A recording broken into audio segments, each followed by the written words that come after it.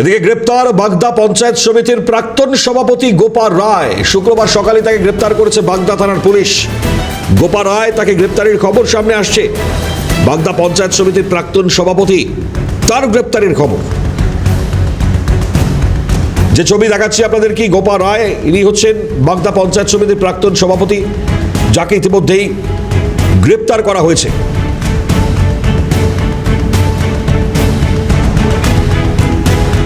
গ্রেপ্তারের খবর সামনে আসছে। শুক্রবার সকালে বাগদা থানার পুলিশ গ্রেপ্তার করে বাগদা পঞ্চায়েত সমিতির প্রাক্তন সভাপতিকে। জ্যোতির্ময় চক্রবর্তী রয়েছেন টেলিফোন দ্বারা আমাদের প্রতিনিধি। জ্যোতির্ময়, কি কারণে এই গ্রেপ্তারি, কি খবর?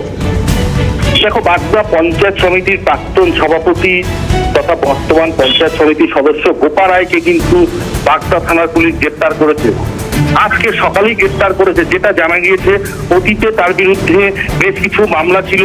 সেই মামলাতে তার বিরুদ্ধে যে ওয়ারেন্ট তৈরি হয়েছিল এবং তার বিরুদ্ধে বেশ কিছু অভিযোগ উঠে এসেছিল, সেই অভিযোগের ভিত্তিতেই কিন্তু পুলিশ আজকে তাকে গ্রেপ্তার করে তাকে কিন্তু বনগাঁ মহকুমা আদালতে পাঠিয়েছে।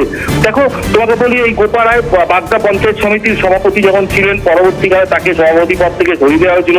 তার বিরুদ্ধে কিন্তু একাধিক অভিযোগ উঠেছিল এবং বিভিন্ন পঞ্চায়েত সমিতির দুর্নীতিতে কিন্তু বিরোধীরা বারবার তার নাম জড়িয়ে দিয়েছিল এবং তার বিরুদ্ধে বারবার অভিযোগ তুলছিল। পুলিশ তাকে গ্রেপ্তার করেছে। এখনো পরিষ্কার ভাবে পুলিশ জানায়নি যে কি কারণে তাকে গ্রেপ্তার করা হয়েছে। পুলিশ পরবর্তীতে জানাবে এবং আমরা পরবর্তীতে যে মূলত কি কি বিষয়ে তাকে গ্রেপ্তার করা হয়েছে সেগুলো কিন্তু পরিষ্কারভাবে জানাতে পারবো। ঠিক, নজরে রাখো জ্যোতির্ময়। ধন্যবাদ। আপাতত কথা বলছিলাম আমাদের প্রতিনিধি জ্যোতির্ময় চক্রবর্তীর সঙ্গে।